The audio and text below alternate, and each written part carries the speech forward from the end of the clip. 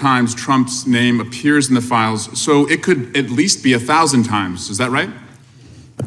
The number is a total misleading factor. We have not released anyone's name in the Epstein files that has not been credible. Director, could it at least be 1,000 times? We have released every piece of legally permissible information. Okay, you can characterize the numbers however you want it. I'm claiming my time, Director. It sounds like if you don't know the number, it could at least be 1,000 times. It's not. It's not. Is it at least 500 times? No. Is it at least 100 times? No. Then what's the number? I don't know the number. I understand why the victims are frustrated, and the Attorney General acknowledged what Mr. Patel would not acknowledge, that it was way more than 1,000 times. But I want to move, Madam Attorney General, to weaponization of government. And yesterday it was reported that 6 members of Congress had indictments sought against him, and they were not returned by a grand jury.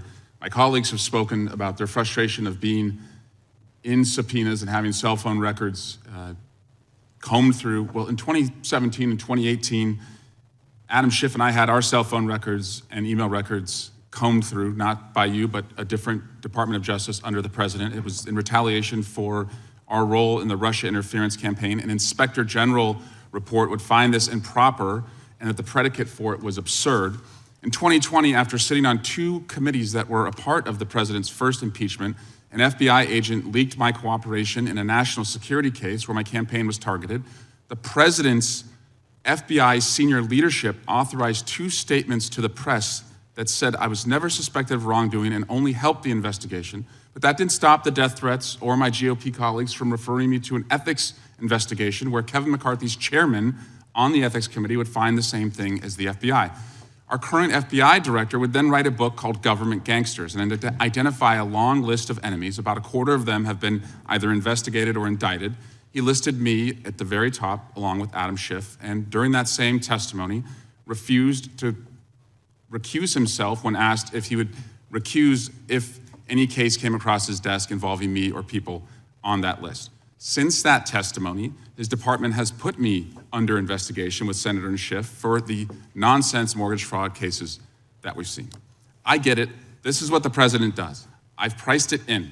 We have a bingo card at home that my kids have made of what will come next. I expected that the president would come after his enemies, but what I want to talk to you next is serious, and I did not expect this would happen, and I'd like your help on it. The president has inspired death threats against me and many sitting up here with me. In June 2025, an individual left 11 voicemails at my district office.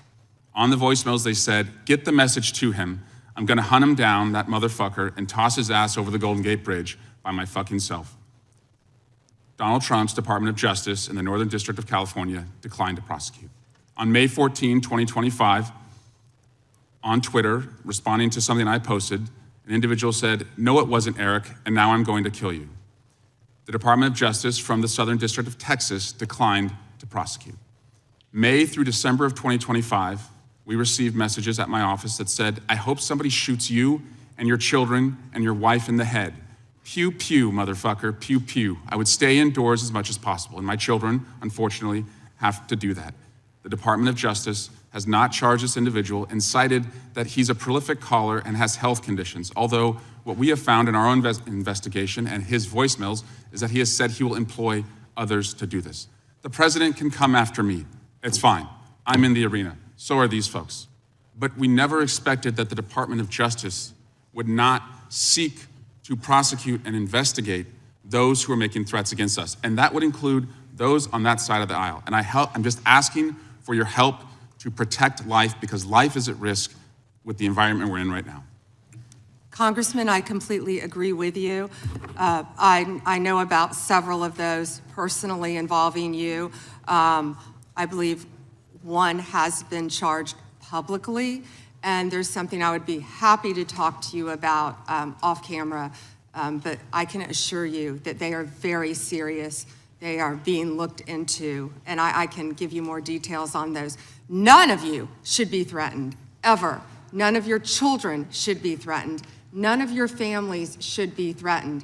And I will work with, you can come into my office any day. I will work with all of you on both sides of the aisle if you are ever threatened. And I'll gladly talk to you after this hearing about your cases, but I can tell you some of them are very active. Appreciate that. And I yield back. Gentleman yields back, and we're sorry for what the gentleman and his family have had to go through.